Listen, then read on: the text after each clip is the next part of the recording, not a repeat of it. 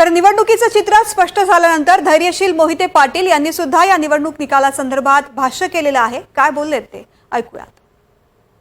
राज्यातल्या चर्चेत असणाऱ्या माढा लोकसभा मतदारसंघातून आता धैर्यशील मोहिते पाटील यांनी विजयी घोडदौड केली। आपल्यासोबत आहेत स्वतः भैयासाहेब सर्वप्रथम आपलं अभिनंदन। आज विजयानंतर पहिली प्रतिक्रिया काय असेल? या सगळी हा विजय माझा नसून माढा लोकसभा मतदारसंघातील मतदारांचा जनतेचा आहे। आदरणीय पवारसाहेब, आदरणीय विजयसिंह मोहिते पाटील साहेब असतील, उद्धव ठाकरे साहेब, राहुल गांधी यांना मानणाऱ्या कार्यकर्त्यांच्या कष्टाचं फळ हे आहे। माझ्या कुटुंबातल्या सर्व सदस्यांनी नियोजन पद्धतीनं काम केलं त्याचं हे फळ आहे आणि त्या सगळ्यांच्या म्हणजे मतदारांनी माझी उमेदवारी ठरवलेली आहे, त्यामुळे घडलेलं आहे। आपल्या खरं तर प्रचारासाठी खुद्द मोदी, 6 वेळा फडणवीस आले, गडकरींच्या सभा देखील आपल्या मतदारसंघात झाल्या आपल्या विरोधात।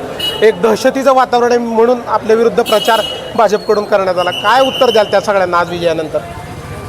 जनतेनं माझ्या लीडमधनंच उत्तर दिलेलं आहे की विकास पाणीदार खासदारांनी आजपर्यंत काय केलं, त्यामुळं मोदी साहेबांसारख्या एवढ्या मोठ्या व्यक्तीला आणायची वेळ आली। त्याच पद्धतीनं फडणवीस साहेबांना 6 सभा घ्यायला लागल्या, गडकरी साहेबांना 3 ही किती मोठी कामं मागच्या खासदारांनी केली ती अख्खं मंत्रिमंडळ आणायला लागलं त्यांना। फडणवीसांना त्यांचे खास दूत असणारे प्रसाद लाड, श्रीकांत भारती यांना सुद्धा खरं तर आपल्या मतदारसंघात पाठवलं। काय कारण नक्की?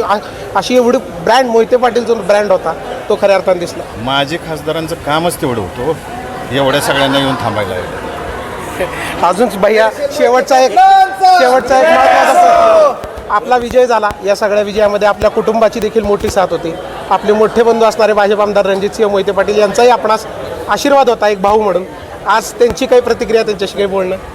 नाही, अजून तर झालेलं नाही माझं बोलणं, आता घरी गेल्यावर भेट होईल माझी। संपूर्ण राज्यामध्ये तर हे होते माढ्यातले नवनिर्वाचित खासदार धैर्यशील मोहिते पाटील की ज्यांनी जनतेच्या जीवावर आपला विजय निश्चित झाला असल्याचे जाहीर केले। संकेत कुलकर्णी, NDTV मराठी, सोलापूर।